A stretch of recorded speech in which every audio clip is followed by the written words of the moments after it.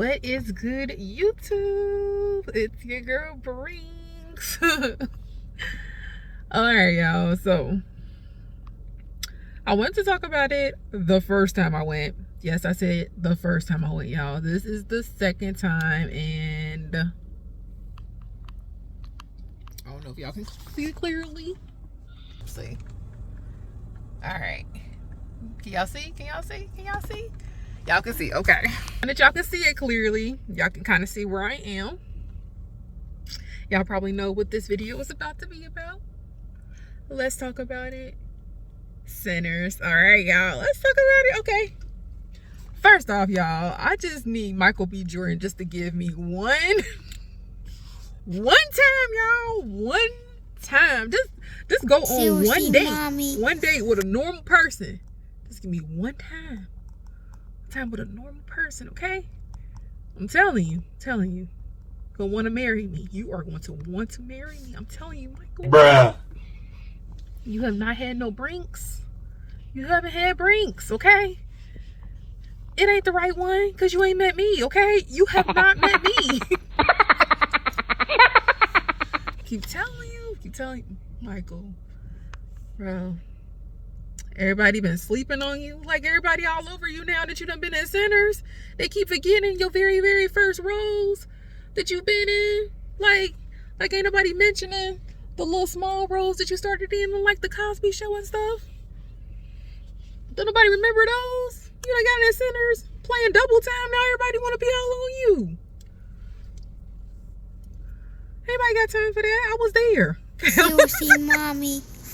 Let me stop. Okay. Bro, this movie, oh my God. Yes, y'all. I went to go see it twice. It was that good. But first of all, the main reason why I went to go see it twice is because, A, yes, it was that good the first time. But second of all, I needed the whole experience, y'all.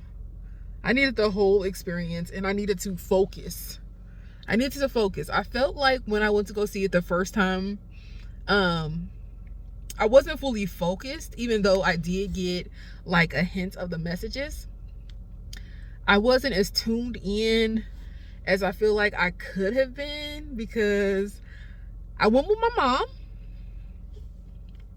who isn't as into horror movies, and also wasn't as prepared for it to be like a horror movie. She just wanted to go because she wanted some popcorn, y'all. She wanted the popcorn. And she didn't know what the movie was actually going to be about. And honestly, I didn't even see any previews for the movie, y'all. I went in with a full clear on mind. I knew my boy Michael B. Jordan was gonna be in it. I knew it was a horror movie. I knew it involved vampires. That's all I knew, y'all. I didn't know nothing about it being pretty much slavery. I didn't know nothing about it being focused on like plantation and musicals and all of that jazz, y'all. So like I went in with a completely clear mind, okay? The cast, freaking amazing, okay? The music, bomb.com, okay? The acting, superb, y'all. Superb. The messages, oh my God.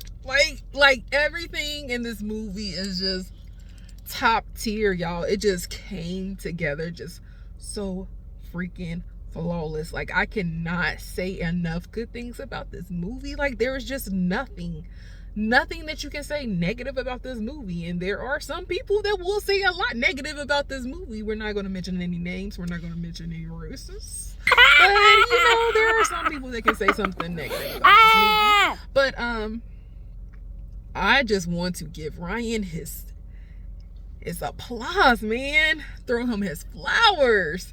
Give him his trophies, because boy, he deserves his trophies for this one. And you know what? He better keep it up. He better keep it up, y'all. Continuation of this. And the way that it ended, y'all, I think it should be a continuation of this movie, because like Stacks has to lead to something else. Like there has to be some type of continuation. Even though like the ending was kind of perfect, like to close off the whole entire movie, like it led up to a point of where he could continue this movie, like if he actually wanted to. And I am going to give some spoilers, you guys. So if you still have not seen this movie, I highly recommend that you get out and go see this movie. First off, one of the hidden messages, we have Elias, aka Stacks. We have Elijah, aka Smoke. Smoke is known for slang term his skills in shooting. Okay, if you guys have not noticed that by the movie, I don't know what to tell y'all. He has shooting skills. Smoke, I smoked you. Shooting skills, y'all. If you have not seen this movie, his skills in shooting is superb. They have a army background that is out of this world, and you see basically Smoke doing all of pretty much the military stuff. Now, Stacks is known for fighting as well, but Stacks isn't as defined in the movie by his shooting and fighting skills. He's defined by his stacking skills, aka his mental and paper stacking knowledge, okay? Aka Stacks. He's known for getting money, y'all. AKA Stacks, okay? That's why he's called Stacks, okay? And he's also the more laid back, kind of goofy-ish, on that goofy side. So you can also tell the difference in their mentality. Smoke is more reserved, more focused, more serious, while Stacks can be more, like I said, more in a goofy manner, more lax, more playful. They have two different mentalities, and it's showcased very well. Like Michael B. Jordan did his thing with these twins, y'all. Like it's just so distinctive and so well done. Like you would not even be able to tell that it isn't two different people. Like it's one person playing two different roles at one time in one movie. Like he just did it that good, like, and y'all wouldn't even be able to tell. But he's just that good, y'all. He's just that freaking good.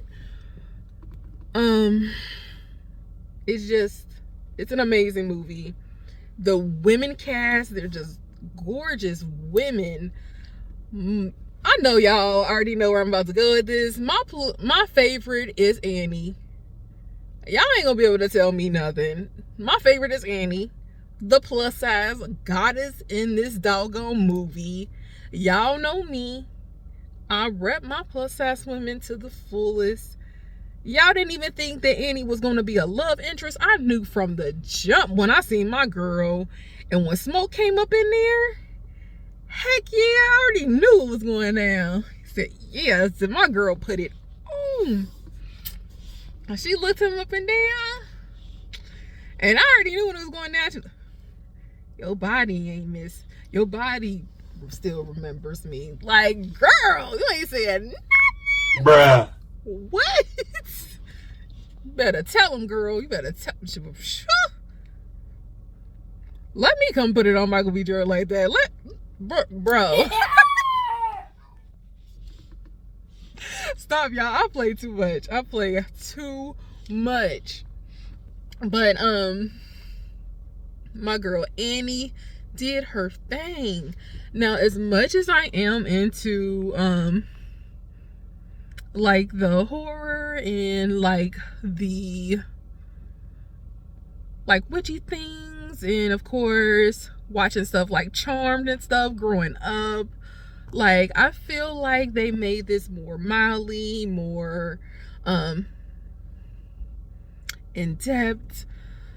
I feel like she did her thing, y'all. Like, she had the knowledge. Now, would I have liked to see her character develop more into like the mental? But I mean, the movie wasn't supposed to be about that. For what it was worth, she did what she was supposed to in that role, and she held it down. So I mean, I would have liked to see more of the witchiness out of her role, but I mean, like I said, it did what it was supposed to do. It wasn't supposed to be focused on her, and it did what it was supposed to do. And then also for the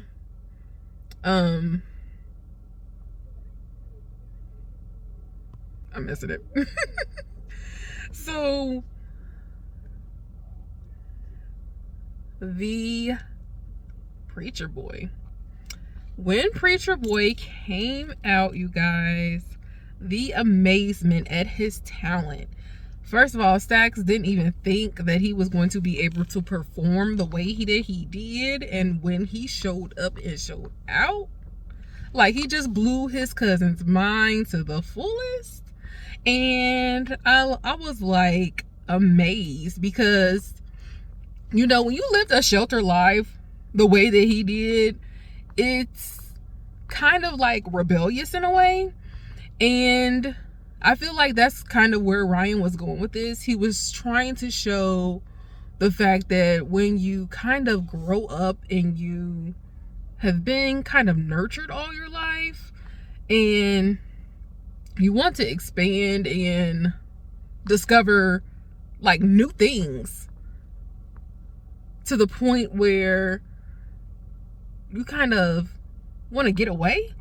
And that's what Preacher Boy was doing. So Sammy eventually got away from it, and you guys see that at the end where he kind of goes back home, and his dad tells him like to put down the guitar. He can't let go of the guitar, even though he's been traumatized by this whole entire night. Like, he just almost died. He's seen how it pretty much felt to almost go to hell and back, and yet and still he still can't put down this guitar, even though he knows what it means. And that also brings me to the music scene of Ryan Coogler, this music scene that Sammy brings out. Like, the message of this whole entire scene, y'all, he brought literally every single Black century into that freaking musical scene. You had the hip hop, you had the African drum beats, you had a little bit of Afro funk. I mean, it was like literally every single African culture in that scene, y'all. Like, the message was so deep, so deep. Like, y'all, I can go on and on about this movie. It is ridiculous. At the end, when Annie is reunited with Smoke, like, it's just crazy. At the end, when Smoke literally shoots up all of the clan, bro. I know he did it all for all of us. For all of us. I'm not even gonna lie, y'all. Felt the relief of power, bro. Felt the relief, okay? I felt like empowered, okay? The empowerment, the strength. Now, I feel like we overcame literally decades just with that scene. That scene alone just literally helped us relieve like traumatizing events within just in general. Like, I just felt like it was a relief of pressure just with that one scene, y'all. And then going back to what I was saying before, like the scene with him and Annie before he was about to die. The message of her saying, Smoke, if you put that cigarette out,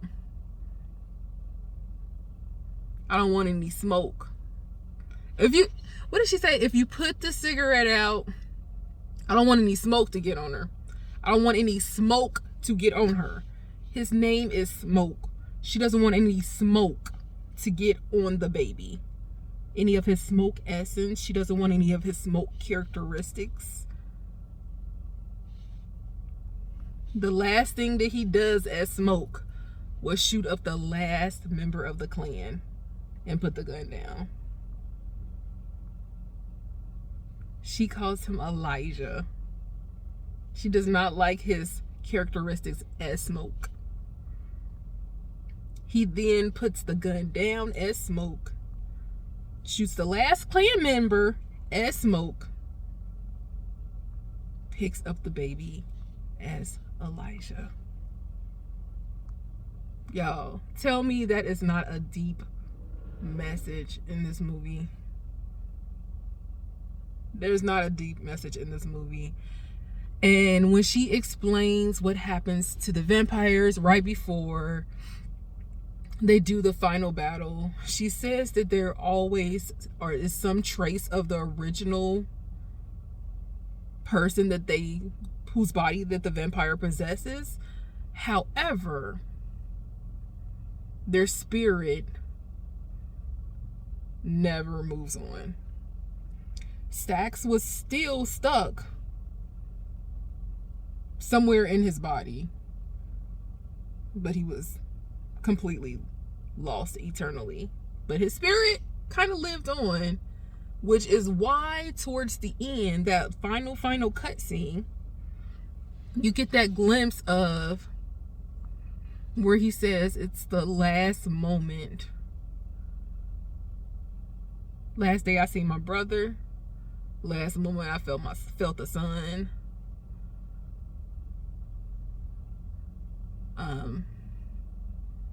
And pretty much the last day that he really actually lived. So, I mean, you can tell that somewhat the Stax was still there in that body, even though he was a vampire. Just like you can tell that, I forgot the other girl's name. Just like I keep forgetting her name. The other one, his girlfriend. Was it Mary? Just like you could tell that Mary was still in her body as well. The way she just said goodbye, little Sammy. And let him play his guitar and his music. It clearly was still a hint of, they clearly were still remaining in their bodies even though they had turned into vampires. Like, the whole message of the movie, y'all, is just so deep. And I know if I seem off through some of this video, y'all, I'm sorry. I've been so distracted. Like, people keep driving by and just throwing me off. Like, I know I was on point when I first started because it was like nobody in this parking lot, but people have been walking by and throwing me off my A game, and I have been getting off topic and rambling on and off. So my bad, y'all. But yeah, that is how I feel, y'all. This movie has been nothing but amazing. What? You getting a little too close, homie. Bruh. This movie has been absolutely amazing, y'all. I probably would even go see it a third time if I could. But I feel like I'm going to go see Until Dawn probably either sometime this coming week or maybe possibly next week sometime, probably Friday afternoon or something. I don't know, y'all. My birthday is next Sunday. It's on Mother's Day. So stay tuned for that, y'all. I will get this video out as soon as I can. I know it will be out way before the end of this week. So stay tuned for that, y'all. Also stay tuned for Get Ready For Me birthday week preps. I also will be having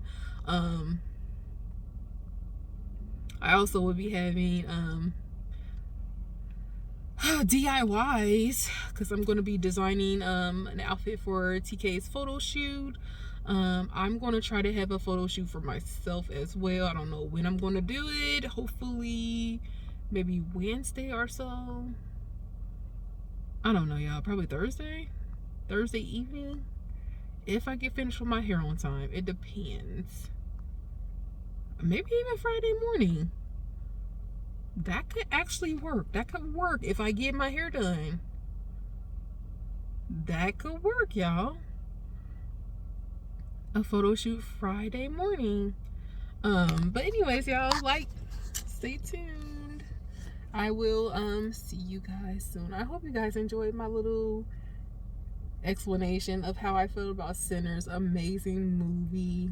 If anybody knows Michael B. Jordan, tell him to give your girl a hug, because I'm just trying to get one chance. Seriously, mommy. I'm just trying to get one chance, like, for real.